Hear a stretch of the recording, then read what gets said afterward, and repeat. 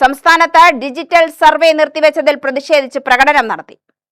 Palakkad senior superintendent ഓഫീസിലേക്കാണ് NGO യൂണിയന്റെ നേതൃത്വത്തിൽ പ്രകടനം നടത്തിയത്. സംസ്ഥാന സെക്രട്ടേറിയറ്റ് അംഗം കെ മഹേഷ് ഉദ്ഘാടനം ചെയ്തു.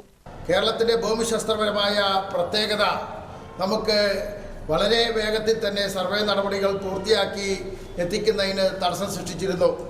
കേരളത്തിലെ കാലാവസ്ഥ അതിന് തടസ്സം സൃഷ്ടിച്ചിരുന്നു. ഭൂമിയുടെ ഘടനയും അതിൻ്റെ വിതരണക്രമവുമെല്ലാം അതിന് സാങ്കേതികമായ തടസ്സങ്ങളെല്ലാം സൃഷ്ടിച്ചിരുന്നു.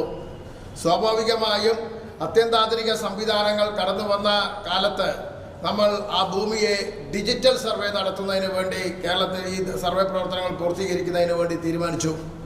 അങ്ങനെ ഡിജിറ്റൽ സർവേ നടത്തുന്നതിന് വേണ്ടി തീരുമാനിച്ചപ്പോൾ ഇന്ന് നിലനിൽക്കുന്ന വകുപ്പിലെ ഉദ്യോഗസ്ഥന്മാരെ കൊണ്ട് മാത്രം നമുക്ക് ആ സർവേ നടപടികൾ പൂർത്തിയാക്കുക എന്നത് പ്രായോഗികമല്ല എന്ന് കേരളത്തിൽ ഭരണം നടത്തിയിരുന്ന ഇടതുപക്ഷ സർക്കാർ കണ്ടെത്തുകയുണ്ടായി. ആ മേഖലയിൽ പ്രവർത്തിച്ചിരുന്ന വിദഗ്ധരുടെ കൂടി അഭിപ്രായം കണക്കിലെടുത്തുകൊണ്ട് നമ്മുടെ ഭൂമി കൃത്യമായി അളന്ന് തിട്ടപ്പെടുത്തുന്നതിനും അത്യന്താധുനിക സംവിധാനം ഉപയോഗിച്ചുകൊണ്ട് അത് മാപ്പ് ചെയ്യുന്നതിനുമെല്ലാം തീരുമാനമെടുക്കുകയുണ്ടായി സർക്കാർ. അങ്ങനെ തീരുമാനമെടുത്തതിൻ്റെ ഭാഗമായി എൻ്റെ ഭൂമി എന്നൊരു പദ്ധതി 2022 കേരളത്തിൽ നടപ്പിലാക്കപ്പെടുകയുണ്ടായി. സുധീഷ് കുമാർ അധ്യക്ഷത വഹിച്ചു. രാജേഷ്, ഫർസാന എന്നിവർ പ്രസംഗിച്ചു. UTV news, Palakkad.